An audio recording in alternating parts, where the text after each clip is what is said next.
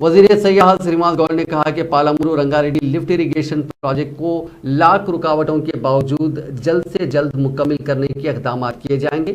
Media से बात करते हुए वजीर मौसूफ ने कहा कि गुज़िश्ता रोज सुप्रीम कोर्ट ने इस प्रोजेक्ट को जारी रखने की इजाज़त दी। उन्होंने कहा कि पीने के पानी के साथ अराजियात को सैराब करने के लिए भी इस प्रोजेक्ट को तामीर किया जाएगा। उन्होंने कहा कि इस प्रोजेक्ट की तकमील पर ही इस इलाके से मुनासिब इंसाफ होगा और यहाँ की गुर्बत और आवाम की मुश्किलात मुस्तकिल तौर पर ख़त्म हो जाएंगी। उन्होंने कहा कि रियासती हुकूमत ने तेलंगाना की तश्कील के बाद कालेश्वरम के साथ कई दीगर प्रोजेक्ट्स भी मुकम्मल किए।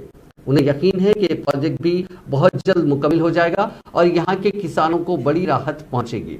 श्रीनिवास गौड़ ने कहा कि इस प्रोजेक्ट की तामीर मुत्तहिदा ज़िले महबूब नगर के अवाम की देरेना ख्वाहिश है, क्योंकि महबूब नगर ज़िला इब्तिदा से ही खुश्क साली से मुतासरा ज़िला तस्वुर किया जाता है। यहाँ पीने के पानी और आबपाशी के पानी की काफ़ी किल्लत है। इसे महसूस करते हुए चंद्रशेखर राव हुकूमत ने इस प्रोजेक्ट को शुरू किया है।